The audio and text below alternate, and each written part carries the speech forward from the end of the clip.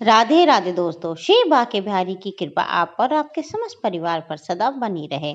जया एकादशी की आप सभी को हमारी तरफ से बहुत बहुत शुभकामनाएं। धार्मिक मान्यता के अनुसार जया एकादशी व्रत करने से व्यक्ति भूत प्रेत योनि से मुक्त हो जाता है और मोक्ष की प्राप्ति करता है। भगवान विष्णु की आराधना इस दिन विशेष फलदायी मानी जाती है। जो जातक श्रद्धापूर्वक एकादशी का व्रत करता है, कथा पढ़ता है अथवा सुनता है, वह समस्त पापों से मुक्त होकर भगवान विष्णु के धाम को प्राप्त होता है। इस व्रत को करने से मनुष्य के जीवन में सुख, शांति और समृद्धि का वास होता है। भक्तों, आज हम श्रद्धा भाव से सुनेंगे जया एकादशी व्रत कथा, जो कि इस प्रकार है। गांडीवधारी अर्जुन ने कहा, हे भगवान, अब कृपा कर आप मुझे माघ माह के शुक्ल पक्ष की एकादशी के संबंध में भी विस्तार पूर्वक बताएं। शुक्ल पक्ष की एकादशी में किस देवता का पूजन करना चाहिए तथा इस एकादशी के व्रत की कथा क्या है और उसके करने से किस फल की प्राप्ति होती है।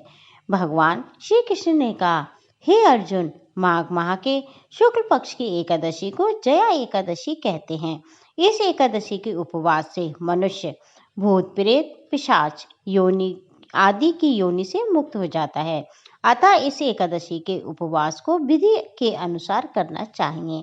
अब मैं तुमसे जया एकादशी के व्रत की कथा कहता हूँ, उसे ध्यान पूर्वक श्रवण करो। एक बार देवताओं के राजा इंद्र नंदन वन में भ्रमण कर रहे थे। चारों ओर किसी उत्सव के समान वातावरण थे।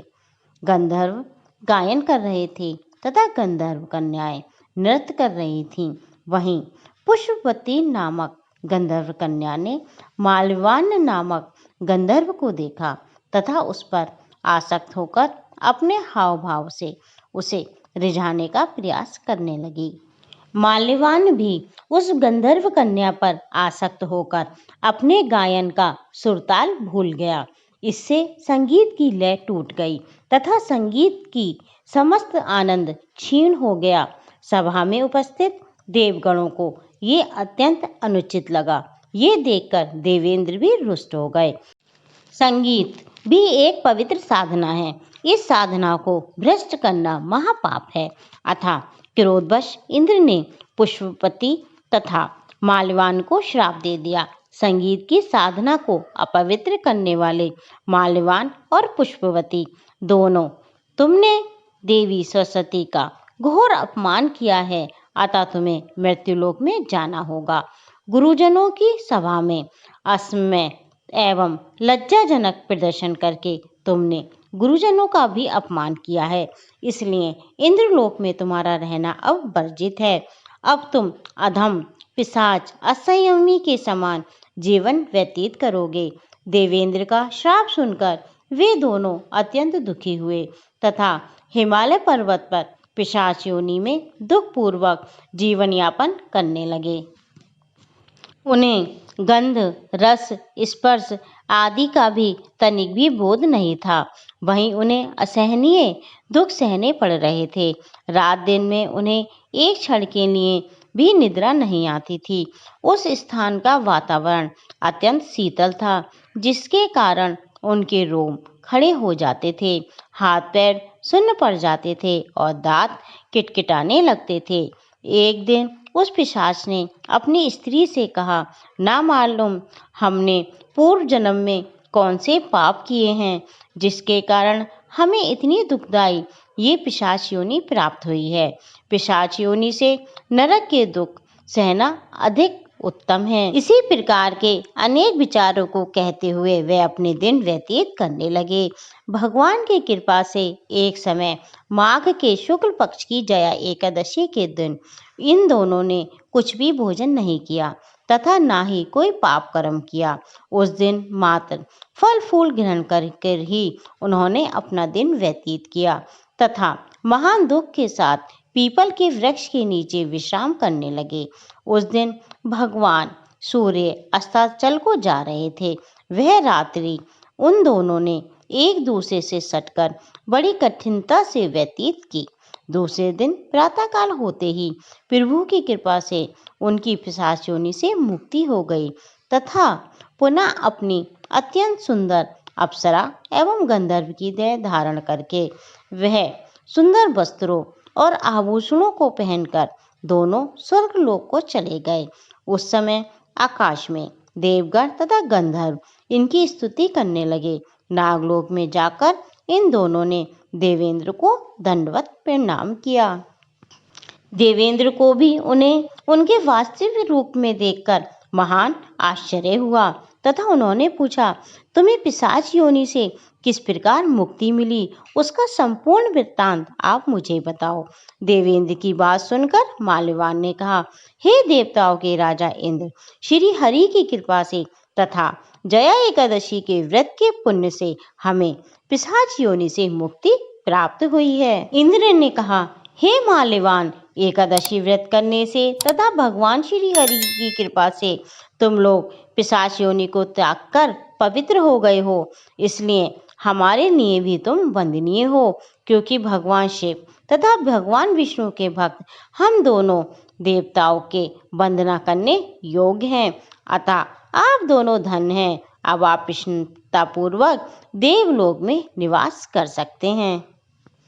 हे अर्जुन, इस जया एकादशी के उपवास से कुयोनियों से सहज ही मुक्ति मिल जाती है। जो मनुष्य इस एकादशी का व्रत कर लेता है उसके मानो सभी तप यज्ञ दान कर लिए हैं। जो मनुष्य श्रद्धा पूर्वक जया एकादशी का व्रत करते हैं वे अवश्य सहस्र वर्ष तक स्वर्ग में निवास करते हैं। इस कहानी का सार ये है, संगीत देवी सरस्वती का एक अलौकिक वरदान है। ये एक साधना है, एक विद्या है। इसमें पवित्रता आवश्यक है। इसमें भी जिन सभा में अपने से बड़े गुरुजन आदि उपस्थित हो वहाँ प्राणी को संयम एवं मर्यादा का पालन करना चाहिए, ताकि गुरुजनों का अपमान ना हो, उनका सम्मान बना रहे। गुरुजनों का अपमान करने वाला मनुष्य घोर नरक का गामी हो जाता है। प्रिय भक्तजनों, ये थी जया एकादशी व्रत कथा। जो व्यक्ति इस संसार में सच्चे मन से जया एकादशी की कथा को पढ़ते हैं अथवा सुनते हैं, भगवान नारायण उनकी समस्त मनोकामनाएं पूर्ण करते हैं। बोलिए भगवान नारायण की जय। वृंदावन बिहारी लाल की जय। अब हम सुनेंगे भगवान की आरती। ओम जय जगदीश हरे, स्वामी जय जगदीश हरे। भक्त जनों के संकट, दास जनों के संकट क्षण में दूर करें। ओम जय जगदीश हरे। जो धावे फल पावे, दुख बिन से मन का, स्वामी दुख बिन से मन का। सुख संपत्ति घर आवे, सुख संपत्ति घर आवे, कष्ट मिटे तन का। ओम जय जगदीश हरे। माते पिता तुम मेरे, शरण गहूँ मैं किसकी, स्वामी शरण गहूँ मैं किसकी। तुम बिन और न दूजा, तुम बिन और न दूजा। आस करूँ मैं जिसकी। ओम जय जगदीश हरे। तुम पूर्ण परमात्मा, तुम्हें अंतर्यामी, स्वामी तुम्हें अंतर्यामी। पार ब्रह्म परमेश्वर, पार ब्रह्म परमेश्वर। तुम सबके स्वामी, स्वामी जय जगदीश हरे। तुम करुणा के सागर, तुम पालन करता, स्वामी तुम पालन करता।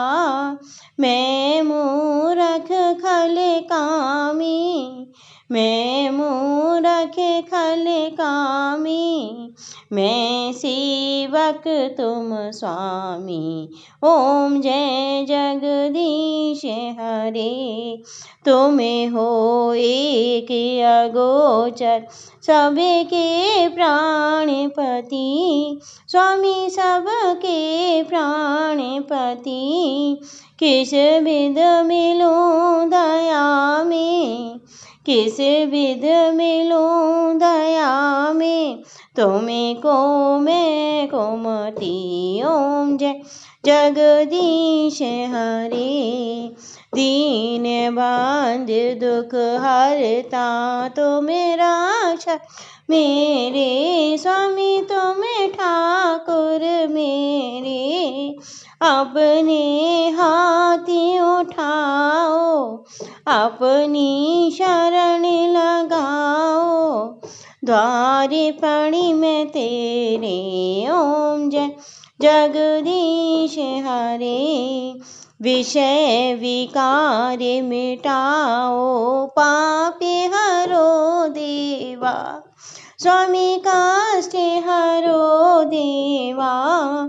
श्रद्धा भक्ति बढ़ाओ, संत की सेवा। ओम जय जगदीश हरे। भक्त जनों के संकट, दास जनों के संकट क्षण में दूर करे। स्वामी क्षण में दूर करे। ओम जय जगदीश हरे। स्वामी जय जगदीश हरे। बोलिए विष्णु भगवान की जय। माता लक्ष्मी की जय हो।